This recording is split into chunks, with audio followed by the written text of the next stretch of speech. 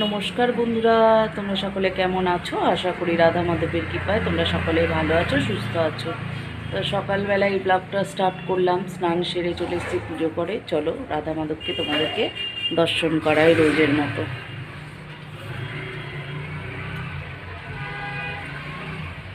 আমার রাধা মাধবকে দর্শন করো।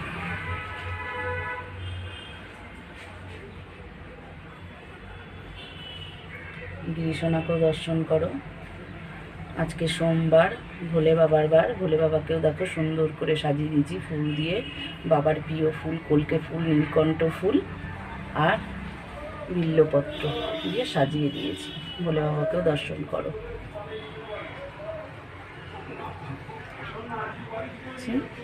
দর্শন করো, তারপরে সাথে থাকো আরও অন্যান্য কাজ কি করি তার জন্য। আজকের টিফিনে রয়েছে দেখো কি, আজকের টিফিনে রয়েছে ছাতু, মুড়ি, আম, কলা আর চিড়ে। ভগবানকে যে ভোগ লাগিয়েছিলাম চিড়ে কলা সেটা, আর তার সাথে ছাতু, মুড়ি, দুধ, আম আর একটু গুড় মিশিয়ে মেখে নিলাম, নিয়ে সবাই এটাই টিফিন আজকে খাওয়া হবে। আর দেখো আজকে বাজার নিয়ে এসছে, দেখো আজকে ডিম নিয়ে এসছে। ডিম আনতে বলেছি, যে মাছ আনতে হবে না, রুই মাছ রয়েছে ঘরে। তা ডিম নিয়ে এসছে, বললাম মাছ খাবো না, ডিম খাবো। মাছ ডিম নিয়ে এসছে। এদিকে নিয়ে এসছে দেখো বাজার, গাটি কচু নিয়ে এসছে। গাটি কচু আমাদের নিয়ে এসছে গাটি কচু। এদিকে নিয়ে এসছে একটা বড় পেঁপে। অনেক দিন পেঁপে খাওয়া হয় না, পেঁপের তরকারি, তা বলেছি পেঁপে নিয়ে আসতে। নিয়ে এসছে একটা বড় দেখে পেঁপে। আর এদিকে নিয়ে এসছে উচ্ছে, উচ্ছে নিয়ে এসছে। গাটি কচু, পেঁপে, উচ্ছে। আর এদিকে নিয়ে এসছে ধনে পাতা, গাটি কচুর তরকারিতে দেবো ধনে পাতা নিয়ে এসছে। আর নিয়ে এসছে কাঁচা লঙ্কা, ধনে পাতা আর কাঁচা লঙ্কা। আর এদিকে দেখো নিয়ে চলে এসছে চিংড়ি। মাছ আনতে বললাম না, বারণ করেছি, তাও সত্ত্বেও এই যে ভালো গাটি কচু দেখেছে, দেখে বাজারে চলে গেছে আবার চিংড়ি দেখতে। তা গাটি কচু আর চিংড়ি দুটোই পেয়ে গেছে বলে আবার নিয়ে চলে এসছে। মানে গাটি কচু আর চিংড়ি খাইয়ে দিয়ে এদের এত ভালো লেগেছে যে এখন গাটি কচু আর চিংড়ি মানে পারলে যেন রোজ খায়। তা নিয়ে এসছে। যাই হোক, আমারও খুব প্রিয়, আমিও ভালোবাসি। আবার আমি বলেছি বলে আমাকে বলছে তুমি তো খুব ভালোবাসো। যে ভালো তো বাসি, কিন্তু আমার গাটি কচু খাওয়া বারণ। তাও ভালো লাগে বলে খাই, তাও অনেকবারই খাওয়া হয়ে গেল গাটি কচু। তাহলে চলো আজকে রান্না করব চিংড়ি মাছ দিয়ে গাটি কচু। আর ডিমটা করবো কি না দেখি, মাছ রয়েছে কোনটা করি দেখছি। তাহলে সাথে থাকো, রান্নাটা করব। আগে সব কাটাকুটি জোগাড় করে নিই, তারপরে রান্না করব। তাহলে দুপুরে রান্নাটা বসিয়ে দিলাম।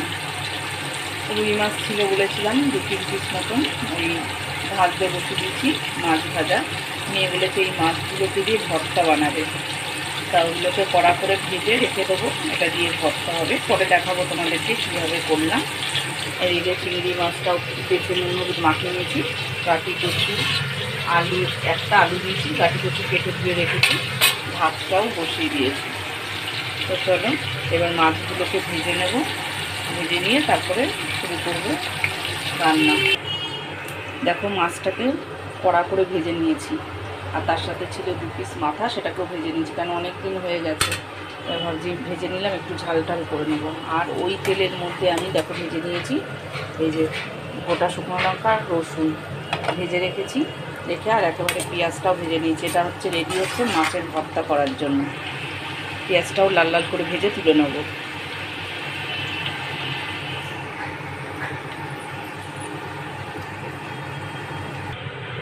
দেখো ভর্তার সব কিছু রেডি হয়ে গেছে।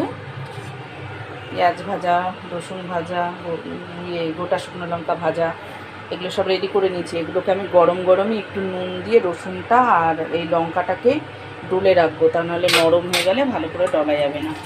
এবার আমি যে তেলটা রয়েছে ওই তেলের মধ্যেই চিংড়ি মাছগুলোকে ভেজে নেবো। গাটি কচুর চিংড়ি মাছ, চিংড়ি মাছগুলোকে ভেজে ধরে তুলে নেবো। আর ভর্তার জিনিসটাকে একেবারে রেডি করে নেব, কেননা ওই ওগুলো ঠান্ডা হলে সব নেতিয়ে যাবে, তার জন্য ওটাকে নুন দিয়ে রেডি করে এখন রেখে দেবো। চিংড়ি মাছটা ভেজে তুলে নিলাম। এবার ওই তেলের মধ্যে আমি ফোড়নের জন্য দিয়ে দেবো একটু গোটা জিরে আর একটা তেজপাতা। চিংড়ি মাছটা ভেজে তুলে নিচ্ছি, ওই তেলের মধ্যেই বসিয়ে দিচ্ছি তরকারিটা। এসব রান্না সবাই পারে, পদ্ধতি সবাই আলাদা আলাদা করে। আমার তো খুবই ভালো লাগে, তোমাদের কেমন লাগে জানি না। গাটি কচুর তরকারি তো দেখো ফোড়নটা হয়ে গেছে। এবার আমি কেটে রাখা গাটি কচু আর আলুটা দিয়ে দিলাম।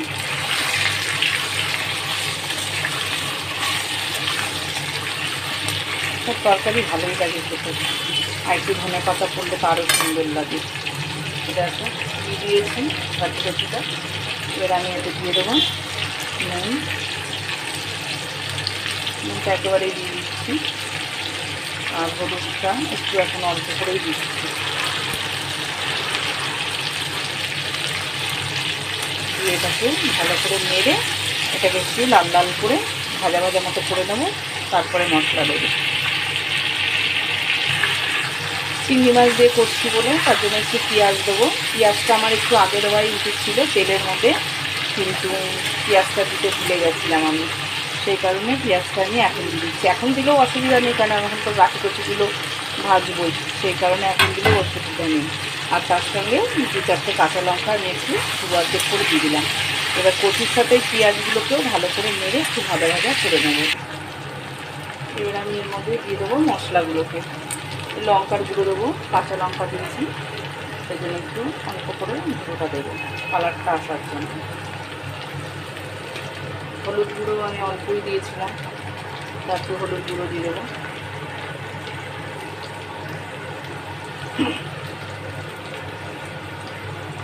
আর আদা জিরে বাটা আছে, এটা দিয়ে দেবো।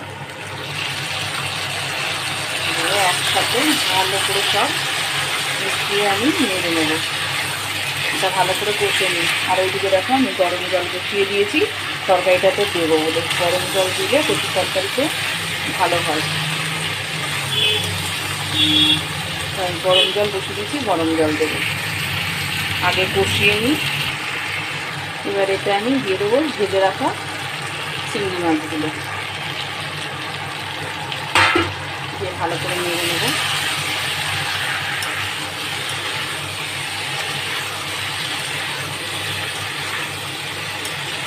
আর নামানোর আগে একটু ধনে পাতা ছড়িয়ে দেবো। ধনে পাতা দিলে সুন্দর গন্ধ, টেস্ট হয় ভালো। দেখো চিংড়ি দিয়ে আমি ভালো করে নেড়ে নিলাম।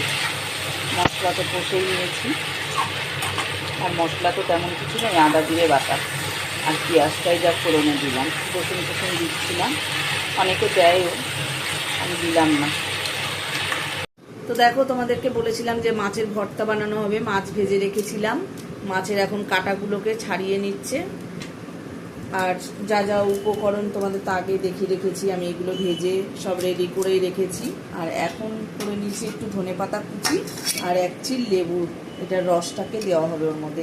কাঁটাগুলো ছাড়িয়ে নিক, তারপর রেডি হবে।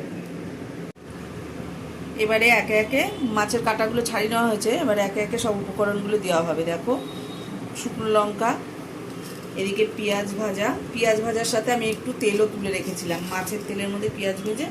আর এবার দিয়ে দিচ্ছি রসুন ভাজা। এবার সবগুলো একসাথে মাখা হবে। তার সাথে দিয়ে দিচ্ছি আমি একটু ধনেপাতা কুচি, হাতটা সরিয়ে সরিয়ে, আর দিয়ে দিচ্ছি একটু লেবুর রস।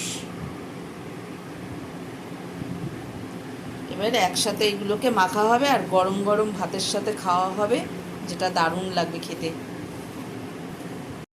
রেডি হয়ে গেল মাছের ভর্তা, এখন খাওয়া হবে গরম গরম ভাতের সাথে।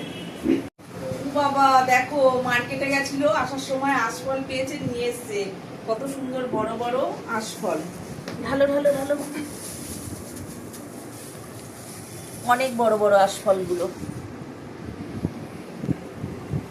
দোকান থেকে চলে এলাম দেখো ঘরে রাত্রিবেলা। এখন করবো আমি রুটি আলু ভাজা। দেখো আলু ভাজা কেটে রেখেছি, এদিকে আলু ভাজা রুটি হবে। আর এদিকে টমেটো ধনেপাতা নিয়ে নিয়েছি আর ডিম সেদ্ধ করে রেখেছি। আমাদের জন্য হবে ডিম কষা আর রুটি, আর দাদার জন্য হবে রুটি আলু ভাজা, যেহেতু নিরামিষ সের জন্য। তাহলে ভিডিওটা আমি আজকে রাত্রে এখানেই শেষ করছি। আবার কালকে তোমাদের সাথে দেখা হবে, কথা হবে। তোমরা সবাই ভালো থেকো, সুস্থ থেকো। শুভরাত্রি।